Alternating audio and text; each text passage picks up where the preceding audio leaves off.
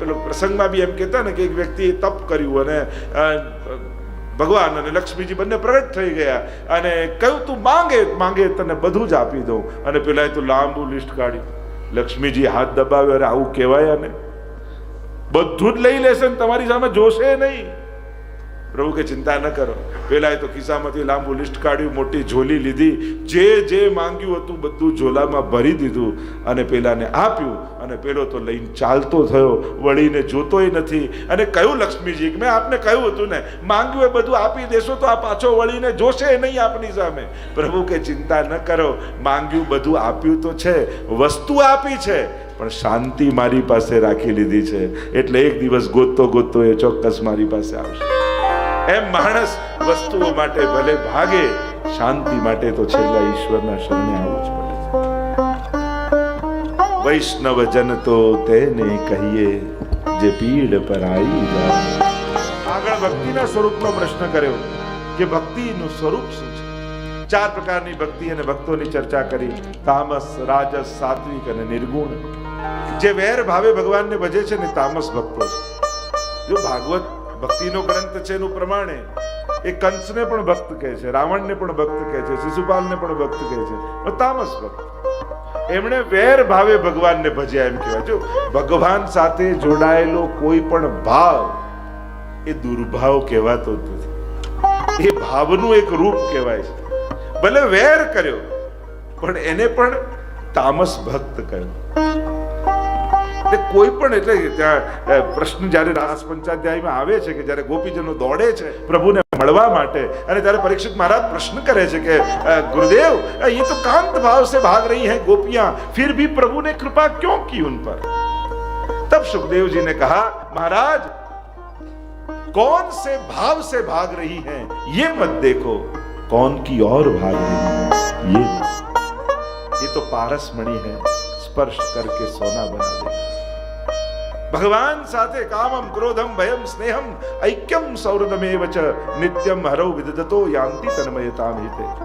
कोई भी भाव से जुड़ो. परीक्षित महाराज को सुखदेव जी ने कहा, कामम क्रोधम भयम स्नेहम ऐक्यम सौहृदम, जो भी भाव थी जुड़ाओ, भगवान तो उद्धार ज करे છે. તો આ તામસ ભાવ એટલે વેર ભાવ, એટલે કે એવો વેર જોડે, જો વેર કરવો હોય તો ભગવાન જોડે કરો, ના નથી, પણ એવો વેર કરો કે એના સિવાય કોઈ યાદ જ ના આવે, તો એ વેર પણ ઉદ્ધારનું કારણ બની જશે. તામસ રાજસ ભક્તો જે કોઈ ને કોઈ કામનાથી ભગવાનને ભજે છે એને તામસ ભક્ત કહ્યા.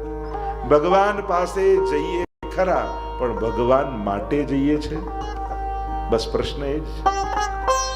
ભગવાન ને માંગીએ છે કે ભગવાન થી માંગીએ છે, પ્રશ્ન એ જ છે. કે જ્યાં સુધી માંગવાની ઈચ્છા છે ને ત્યાં સુધી વિશુદ્ધ ભક્તિ નહીં થઈ શકે. અને માંગીને આપણે સાબિત એ જ કરીએ છીએ કે એને ખબર નથી.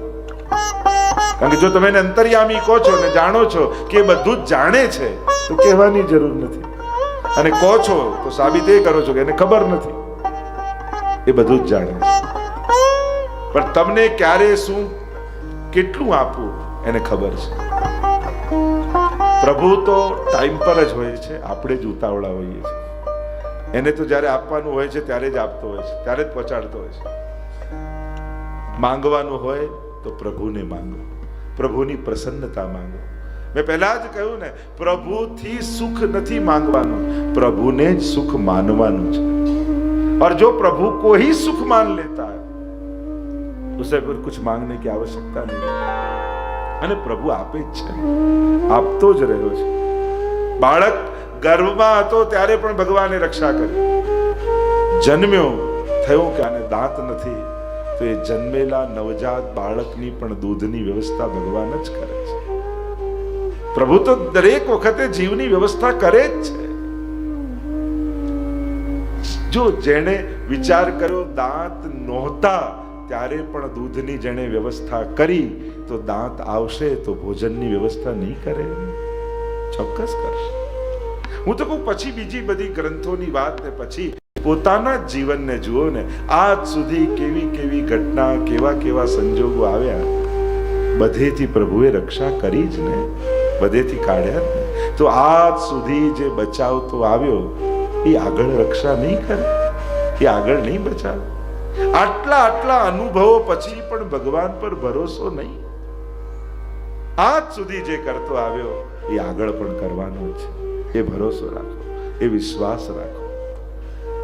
પરીક્ષિત એક કથા એવી પણ લોકો સંતો મહાત્માઓ કહેતા હોય કે પરીક્ષિત જન્મ થયો ને એનું નામ જ જે પરીક્ષા કરે પરીક્ષિત. નાનકડા બાળક રૂપે જયારે એનો જન્મ થયો ને કોઈ પણ વ્યક્તિ દેખાય ને એટલે ઘૂંટણીએ ચાલતો ચાલતો ત્યાં પહોંચે, એને જુએ અને રડીને પાછો આવે. યુધિષ્ઠિરે કહ્યું કે આ કંઈક જુદો જ બાળક છે આપણો. બધા પાસે દોડીને જાય છે ખરો, પાછી મનોમન એની પરીક્ષા કરતો એવો લાગે અને પાછો રડવા લાગે અને પાછો આવી જાય. એક વાર કૃષ્ણ પધાર્યા પાંડવોને ત્યાં અને ઘૂંટણીએ ભરતો ભરતો પરીક્ષિત ત્યાં ગયો અને પ્રભુના મુખારવિંદની સામે જોઈને હસવા લાગ્યો, પ્રસન્ન થઈ ગયો અને પ્રભુએ ધીમે રહીને એને ગોદમાં લઈ લીધો. યુધિષ્ઠિરે પ્રશ્ન કર્યો કે આ તો જેને જુએ છે એની પાસે જઈને રડીને પાછો આવે છે અને આપને જોઈને આટલો રાજી કેમ થાય છે? ત્યારે પ્રભુએ કહ્યું કે આ જે પાસે દોડે છે એ ગોતે છે કે ગર્ભમાં જે હતા એ આ છે, અને જુએ તો બીજો માણસ દેખાય એટલે રડીને પાછો આવે. મને જોઈને એટલે રાજી થયો કે મને ઓળખી ગયો કે હું જ હતો. તો પ્રભુ તો બધાનું કરનારા છે, બધાનું પૂરું કરે છે. એ ભરોસો તો રાજસ ભક્ત જે કપ ભગવાન એને ભક્ત જ કહે છે. આર્તો જિજ્ઞાસુ અર્થાર્થી જ્ઞાની ચ ભરતર્ષભ. ગીતાજીમાં પણ ભગવાને કહ્યું ને, ચતુર્વિધા ભજન્તે મામ જના સુકૃતિનો અર્જુના. 4 પ્રકારના ભક્તો મને ભજે છે. આર્તો, જેના જીવનમાં દુઃખ છે અને દુઃખના નિવારણ માટે બીજો કોઈ ઉપાય ન મળે ત્યારે જીવ ભગવાનના શરણે જાય છે. જવું એ ખોટું નથી પણ ઉત્તમ નથી. માંગવું એ કોઈ અધમ વસ્તુ નથી, ઉત્તમ નથી. અભક્તપણું નથી. ભગવાન પાસે માંગવું ભક્તનો અધિકાર છે. ભગવાનને નહીં કહેતો કોને કહેશે? પણ એ ઉત્તમ ભક્તિ નથી કહેવાનો અર્થ છે. તો મહાપ્રભુજી તો આજ્ઞા કરે છે, પ્રાર્થિતેવા તત કિમ સ્યાદ સ્વામ્યાભિપ્રાય સંશયાત. કે માંગવાથી પ્રાર્થનાથી પણ શું? અર્થ તો એ જ તું કરે છે કે તને ભગવાન પર શંકા છે, નહીં તો તું માંગત ને. નાનકડું બાળક, જો આશ્ચર્યની દુનિયામાં વાત એ જ છે ને, એક નાનકડું બાળક હોય છે, પોતાના વિચાર કહી ન શકે, પોતાની માંગ કહી ન શકે, પોતાની આવશ્યકતા કહી ન શકે, હજી બોલતા એને નથી આવડતું, છતાંય માના ખોળામાં રહેલું એ અસમર્થ બાળક નિશ્ચિંત અને પ્રસન્ન રહે છે. કોઈ નાનકડા બાળકને ટેન્શનમાં જો, નહીં તો ખરેખર તો એને ચિંતા હોવી જોઈએ ને. મને ભૂખ લાગશે તો હું કઈ રીતે કહીશ? કોણ મને આપશે? કઈ રીતે જમાડશે? કેમ ખબર પડશે? મને બોલતા નથી આવડતું. તો અસમર્થ એવું બાળક નિશ્ચિંત લાગે છે. અને જે બહુ સારી રીતે બોલી શકે, બહુ તાકાત વાળો હોય, બધાને બોલાવી શકે, બધાની મદદ લઈ શકે, એવો યુવાન ચિંતામાં લાગે છે. આ તો કેવું ઊંધું કહેવાય. ખરેખર તો સામર્થ્ય દ્વારા નિશ્ચિંતતા આવી જોઈએ અને અસમર્થતા દ્વારા ચિંતા આવવી જોઈએ. અને અહીંયા ઉલટું છે. પણ નિશ્ચિંતતાનું કારણ શું છે? એની અસમર્થતા નહીં, એનો મા ઉપરનો ભરોસો, એનો મા ઉપરનો વિશ્વાસ કે જેના ખોળામાં છું ને એ મને ભૂખ્યો નહીં સુવા દે, એ મારી બધી જ ઈચ્છાઓ પૂરી કરશે. બસ આ જ વિશ્વાસ જ્યારે ભક્તને ભગવાન માટે આવી જાય ત્યારે એના જીવનમાં પણ નિશ્ચિંતતા આવી જાય છે. जिस दिन ये भरोसा प्रभु में आ गया कि वो सब करेंगे, प्रभु सर्व समर्थ हो ही ततो निश्चितताम रजेत. महाप्रभु जी इसीलिए तो समझाते हैं कि सर्व समर्थ ऐसे परमात्मा का जब शरण लेते हो तब वह सर्व समर्थ हरि आपको निश्चिंतता का दान देते हैं. असमर्थ लोकोનો આશ્રય ચિંતા આપશે અને સમર્થ લોકોનો આશ્રય નિશ્ચિંતતા આપશે. જેના શરણમાં જઈ તમને નિશ્ચિંતતા પ્રગટ થાય ને એ ગુરુ છે, એ પ્રભુ છે, એ સમર્થ છે. એમ થાય આ છે ને તો બધું થઈ જશે. આ ભરોસો. પેલી પ્રસંગમાં કહેતા ને કે પેલું ગોવાળિયો હતો અને ગાય ચરાવવા માટે ગયો વનમાં અને પાછો આવતો તો એમાં એક ગાય રહી ગઈ અને ગાય રહી ગઈ અને આ તો પાછો આવી ગયો ગામડે પોતાના ત્યાં અને જોવા લાગ્યો તો એક ગાય ઓછી, અને આ જંગલમાં એકલી અટુલી રહી ગઈ, રાત પડવાની તૈયારી, ડર લાગ્યો કે કોઈ સિંહ કે વાઘ આવશે, મને મારી નાખશે. અને એટલામાં એક સિંહે જોયું ગાય એકલી છે અને એને મારવા માટેની પાછળ પાછળ દોડે છે. ગાય જીવ બચાવવા માટે આગળ આગળ આગળ આગળ ભાગે અને સિંહ પાછળ પાછળ પાછળ એને મારવા દોડે કે બસ એક તરફ મારું ને ખતમ. અને એટલામાં ગભરાઈ ગાય, એક કાદવ કીચડનું એક તળાવ જેવું હતું, ખાબોચિયું હતું, ગભરાઈને ગાય કૂદી ગઈ. અને ગાયની લાલસામાં સિંહ પણ કૂદી ગયો, અને સિંહ પણ કૂદી ગયો. બંને દલદલમાં ખૂંપવા લાગ્યા. અંદર જેટલી નીકળવાની કોશિશ કરે એટલા અંદર ખૂંપાતા જાય. અને સિંહ ડરવા લાગ્યો, મરી જઈશ, ડૂબી જઈશ, મરી જઈશ, મરી જઈશ, ડૂબી જઈશ. અને ગભરાતા ગભરાતા એને ગાય સામે જોયું, તે શાંત બનીને નિશ્ચિંત ઉભી છે. એને આશ્ચર્ય લાગ્યું, હું જંગલનો રાજા, સર્વ સમર્થ, અને મને મરવાનો ડર લાગે છે, અને તને નિશ્ચિંતા કેમ? તને ડર નથી લાગતો? ત્યારે ગાયે કહ્યું કે તમે સર્વ સમર્થ છો, જંગલના રાજા છો, તમારે કોઈની જરૂર નથી, પણ હું એક ગોવાળિયાની ગાય છું, અને મારો માલિક થોડી વાર મને જોશે નહીં ને એટલે મને શોધવા નીકળશે. અને મને ભરોસો છે કે હું ડૂબીશ એ પહેલા મારો માલિક આવીને મને ઉગારી લેશે. અને એટલામાં તો પેલો ગોવાળિયો ગોતતો ગોતતો આવ્યો, જુએ તો ગાય ડૂબી રહી છે, ફંદો નાખ્યો, ગાયને ખેંચીને બહાર કાઢી. સિંહ મરી ગયો, ગાય બચી ગઈ. પ્રશ્ન મારો તમને એ છે કે તમારા જીવનમાં એ ગોવાળિયો કોણ?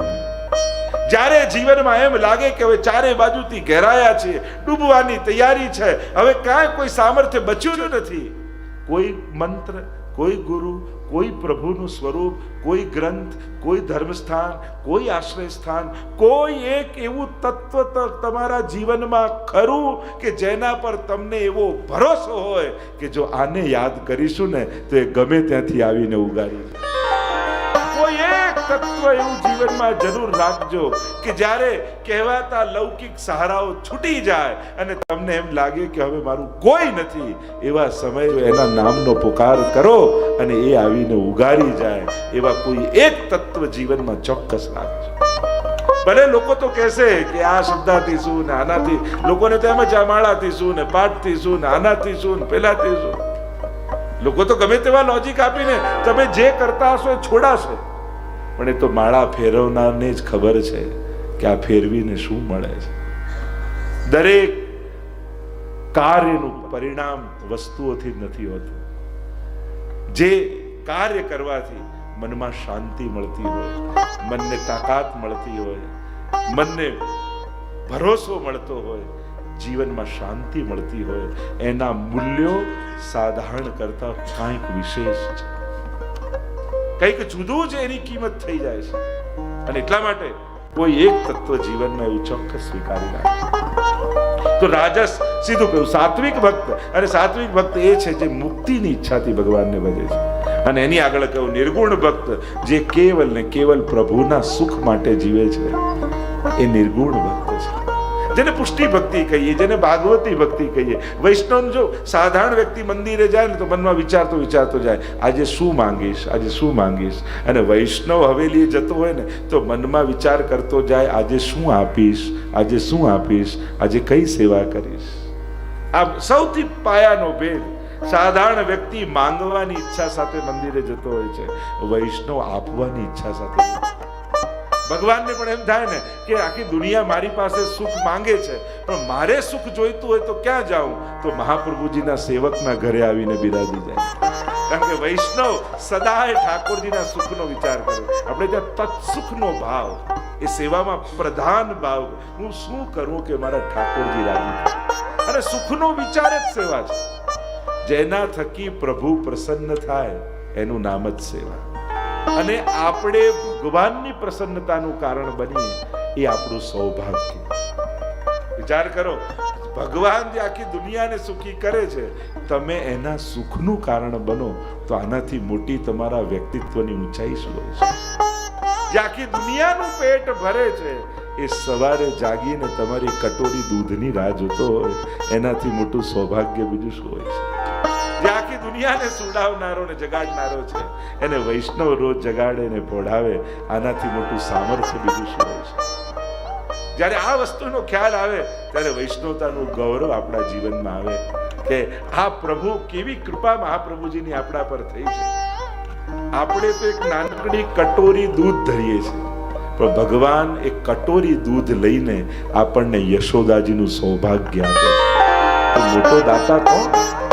આપણે તો વાટકી ધરીએ, પણ એ વાટકીના બદલામાં કોઈ આપણને ગોપીને યશોદા બનાવે, આનાથી મોટું सम्मान બીજું कोई नहीं है. देखो पद्मनाभ दास जी की वार्ता में वैष्णव का सबसे बड़ा सम्मान कौन सा? और तब प्रभु कहते हैं उनको कि जो सुख मुको यशोदा जी के वहां मिलो वो सुख तूने मुको दियो तेरे वहां मिलो. ત્યારે ઠાકોરજી એમ કે તને જોઈને મને મારી યશોદા યાદ આવી ગઈ, તો આનાથી મોટું સન્માન બીજું કોઈ ભક્તનું ના હોય છે.